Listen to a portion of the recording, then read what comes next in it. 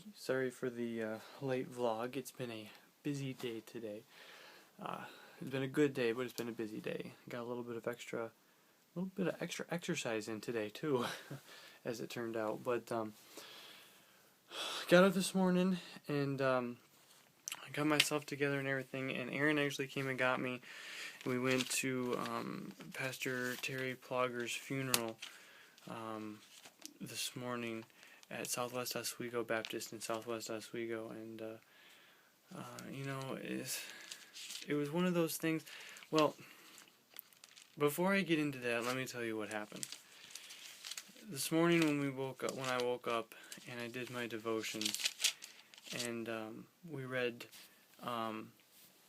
Proverbs chapter 27, and Proverbs 27 starts out with the verse, "Boast not thyself of tomorrow, for thou knowest not what a day may bring forth." And I don't think it was any coincidence that that verse came up today, which today, like I said, was Pastor Plogger's funeral. And Pastor Plogger last Thursday night went to bed. He's had a history of heart problems in the past, nothing recent. In fact, his wife said it was a typical night. They went to bed.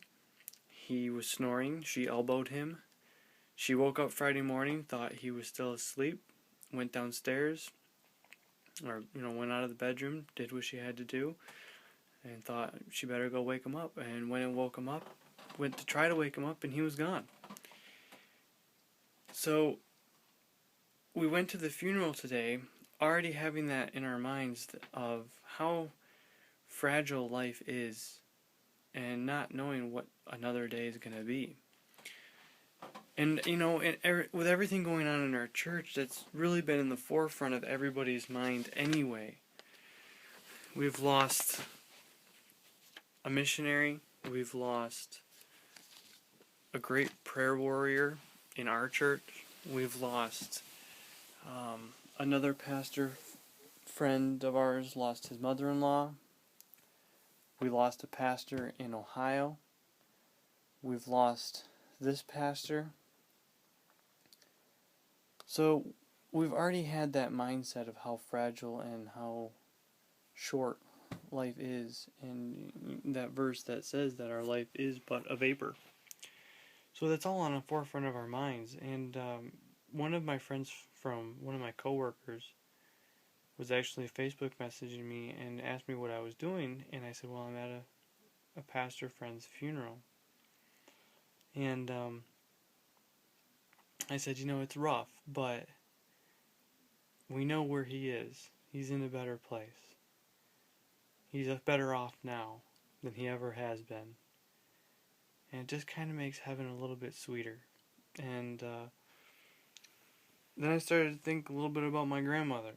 I don't know, people from my church know this story. I don't know how many other people know this, but my grandmother was dying of cancer, and we had been praying for years that she would get saved.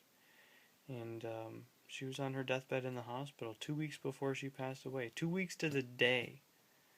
2 weeks before she got saved. So I know she's there. And a great missionary is there. One that I've helped support over the years.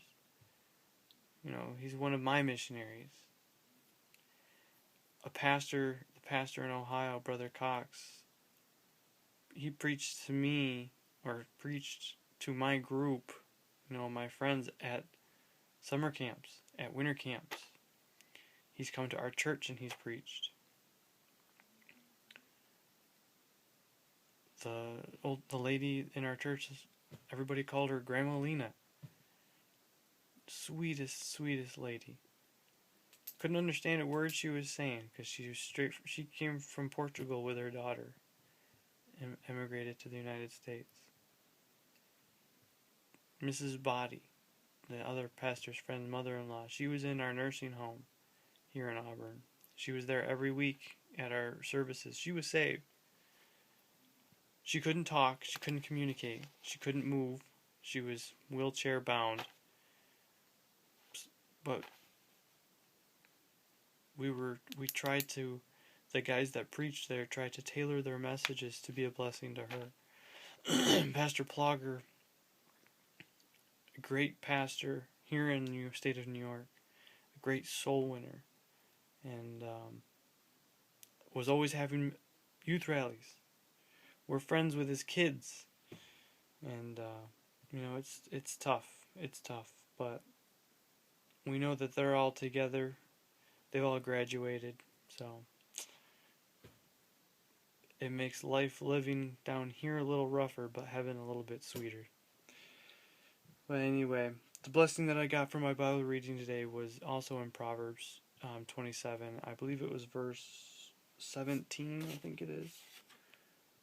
Verse 17, where it says, iron sharpeneth iron, and, talking about we need to be sharpening each other. We need to be, and that's what Aaron and I do with this challenge, is we do it together so that we can hold each other accountable. And doing it with a friend and having somebody to be accountable to actually does help, because it helps you stay focused on it, and it helps you finish, and it helps you accomplish what that is. We know what your goal is. And I was just talking to him today, and I said we really need to push that. The next challenge that we do, we need to really push the idea of doing it with a friend and getting somebody to help keep you on track, and encouraging each other, and being able to sharpen each other and keep each other accountable. So we've already started throwing some ideas off of each other for the next challenge. We don't know when yet or what the theme is or anything, but we've already started.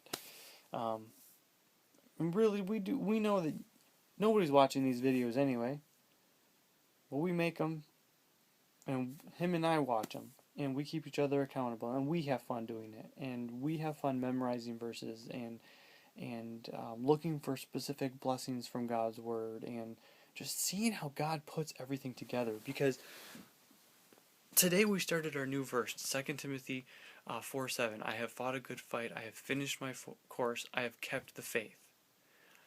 We went to the funeral today, and the verses that the pastor that was doing the funeral read were 2 Timothy chapter 4, verses 7 and 8.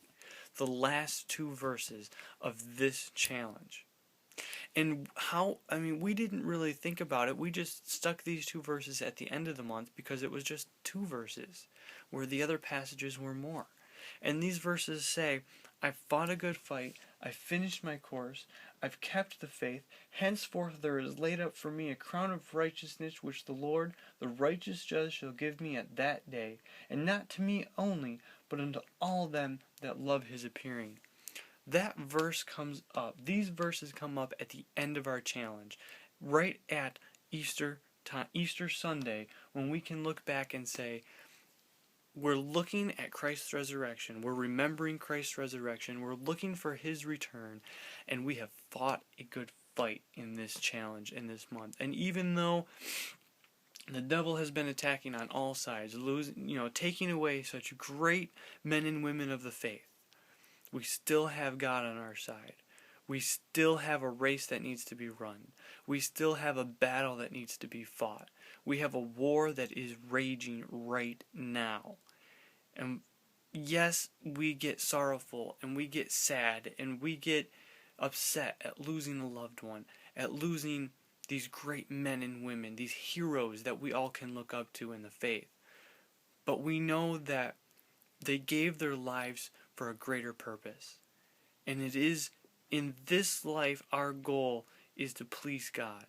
And Pastor read a quote tonight, and he said, a good test to tell if you, I'm paraphrasing because I don't know it exactly, but he said, a good test to see if your work on earth is done yet is this: are you still alive?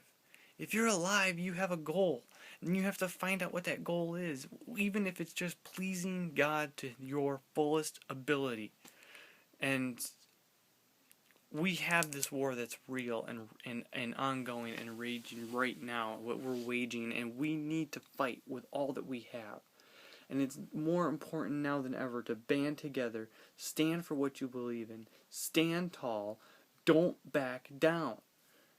I just started today I put up one thing on Facebook and I've been getting a barrage of opposition. Well, you know what? I've ticked a few people off. Good. And if you're mad because of something that I put on my Facebook that happens to be the truth from God's Word, then shame on you. You are the one that is the problem, not me.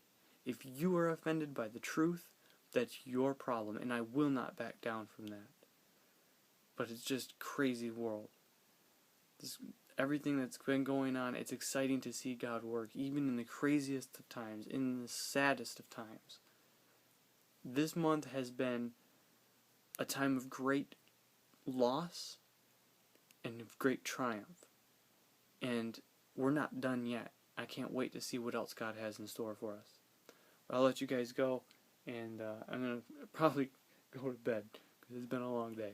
I'll talk to you guys later. Alright? Goodbye.